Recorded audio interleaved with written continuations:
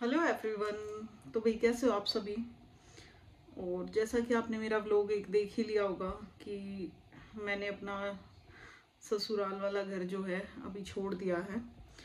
और एक दो बारी मैं जाऊंगी, एक बारी सामान लेने जाऊंगी और एक बारी जो है घर से मैं आखिरी टाइम जब निकलूंगी, अभी तो मेरा आखिरी टाइम था नहीं घर से निकलना, तो भाई वो मैं राजेंद्र के साथ ही निकलूंगी।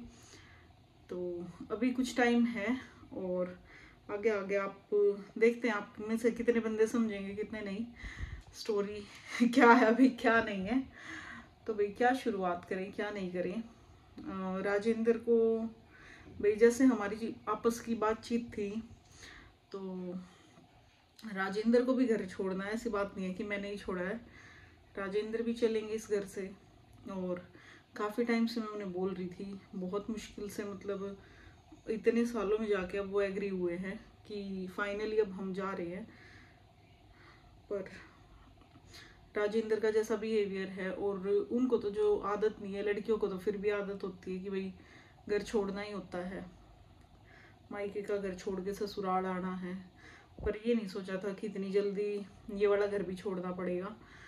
तो ये हमारा खुद का पर्सनल डिसीजन है कह लो। और इस उसमें सारे खुश हैं बंदे, मेरे सास ससुर और ये मेरी देवरानी देवर, मेरे सब खुश हैं। बस राजेंद्र को सबसे ज़्यादा दुख हो रहा है। और मैं इतनी जल्दी आ गई इस बात का भी वो है कि भाई वो ज़्यादा ही नाराज़ होके बैठे हैं कि भाई एक तो अभी मैं जैसे आई भाई कनु को अचानक से लेके, क्योंकि कनु का एडमिशन भी कराना है और बहुत सारी चीज़ें ऐसी हैं भाई सेटल डाउन करनी पड़ेंगी जो मुझे उनमें टाइम लगेगा। तो इसी वजह से मैं थोड़ा जल्दी आ गई वहाँ से। और बस अब राजेंद्र से ये चीज़ नहीं देखी जा रही थी, तो वो कभी रो रहे थे, कभी गुस्सा कर रहे थे, लड़ाई कर रहे थे, भाई ऐसा ही सीन चल रहा था। और फाइनली हंसते खेलते भाई मैं यूं ही आ गई। पर मेरे को उनकी एक चीज़ बहुत ज़्यादा बुरी लगी। जैसे भाई नॉर्मली मैं उनको उनके मतलब मेरे सास ससुर है, मम्मी पापा की तरह ही मानती हूँ। पर चलते टाइम उन्होंने पता है क्या बोला कि भाई फोटो टंगी हुई थी, उसमें कोलाज सा था और मेरे मम्मी पापा की फ़ोटो, जो मैंने आपको बोला था भी मैं बहुत जल्दी अपने पापा मम्मी की फ़ोटो दिखाऊंगी, दादा की भी है मेरे पास, मेरे दादी की नहीं है। तो छूटते ही बोले अपने मम्मी पापा की फ़ोटो तो ले जा। और उसमें तो बस मम्मी मम्मी थी, पापा तो थे भी नहीं। तो मुझे याद आया मेरा पहला बच्चा हुआ था ना, उसके उसमें उन्होंने ये बोल दिया था कि भाई तुम्हारे मम्मी पापा की वजह से ना हमारा बच्चा मर गया। तो फ़ोटो हटवा दी थी मेरे पास मम्मी पापा की जो फ़ोटोज़ थी। तो सभी घर वालों ने परेशान करके भाई अपने मरे हुए बंदों की फ़ोटो नहीं रखते घर में, ये वो। हमारे घरों में तो रखी जाती है, बाकी इधर मेरे ससुराल साइड नहीं रखते हैं। तो कल को मेरे सास ससुर की भी कोई फ़ोटो दीवार पे नहीं मिलेगी। पर मेरा पर्सनल घर होगा तो मैं अपने माँ बाप की ज़रूर लगाऊंगी। राजेंद्र अपने माँ बाप की लगाए या ना लगाए वो उनकी पर्सनल चॉइस रहेगी। पर फॉर फ्यूचर जैसा भी होगा वो तो बहुत दूर की बात है। लेकिन ये चीज़ ना बहुत बुरी लगी कि जैसे भाई पल भर में किसी को अपने से दूर करके फेंक देना, जैसे कि भाई किसी का छोटा सा सामान के ऊपर तुम ऐसे कह दो। और मेरे मम्मी पापा का और मेरे कह लो मेरे घर का इतना सामान उस घर में रखा हुआ है, उस सामान को किसी ने नहीं कहा कि ये तेरे घर का है, तेरे मम्मी पापा का है, ले जा इनको, ये मत लेके जाना, बर्तन मत लेके जाना, सिलेंडर मत लेके जाना, ऐसा मत करना, वैसा मत करना। और मतलब जो भी सामान है, कपड़े वपड़े तो मैंने अपनी खुशी से जिसको देने थे दे दिए, बहुत सारे निकाल भी दिए, मैं पहले भी देख के आ रखी थी। तो बहुत सारे अभी भी मैं छोड़ के आई थी, वो मैंने अपनी सास को बोल दिया था कि भाई गांव में दे देना किसी को भी जिसको भी मन करे। तो कपड़े वगैरह थे। और अभी कन्नू का काफ़ी सामान बचा हुआ है घर पे, उसके टॉयज़ हैं, उसके बुक्स वगैरह हैं, उसके सर्दियों के कपड़े हैं। तो और भी बहुत सारा सामान है, ऐसा ही नहीं मतलब लगा लो कि ज़रूरत का बहुत सामान ना होता है, काफ़ी सारा आपको कह लो। तो वो सामान भी मैं लेके आऊँगी। और मेरा खुद का पर्सनल भी कपड़े हैं जो अभी मैंने पहनने, ऐसा तो है नहीं कि भाई मैं कपड़े ही नहीं पहनूंगी। तो बहुत सारे मेरे कपड़े भी हैं, मैंने पैक करके अभी रखे हुए हैं और कुछ मैं उठा के भी लेके आऊँगी। अभी बहुत सारे अलमारी में भी मेरे पड़े हुए हैं। तो चद्दरे कंबल वो तो चलो उन्हीं को रह जाएंगे, जब बेड सोफा सब चीज़ें वहीं हैं तो वो तो अपने आप यूटिलाइज कर लेंगे। पर ऑलमोस्ट कह लो कपड़े जो है ना, खुद के कपड़े हो गए, कन्नू के कपड़े हो गए, वो सब सामान मैं अपना उठा के लेके आऊँगी। बहुत सारा भी मेरा बचा हुआ है, तो 1-2 चक्कर तो मेरा लगेगा अभी घर पे।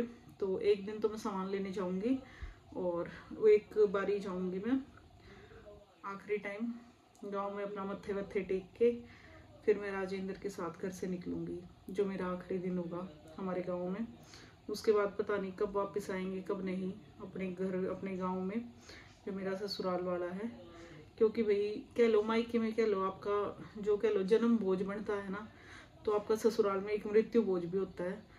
तो वो तो मेरे ही ससुराल में निकलेगा, पर उससे पहले जहाँ हमारा दाना पानी होगा भाई, अब इतने ही सालों का था, अब इस घर से नाता अब छूट गया है मेरा। अब ऊपर वाली रसोई में खाना मैं नहीं बनाऊंगी।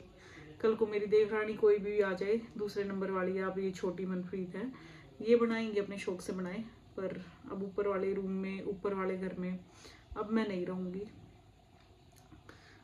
तो ऊपर की छत और ऊपर का घर खाली हो गया मेरी तरफ से भी। मेरा सब सामान वही है, बाद में कभी देखेंगे अगर ज़रूरत पड़ेगी तो सामान की, बट अभी सामान सारा घर पे ही रहेगा। मेरी सास संभालेगी मेरा सब सामान, और मनप्रीत को यूज़ करना होगा तो वो भी कर सकती है, ऐसी कोई बात नहीं है।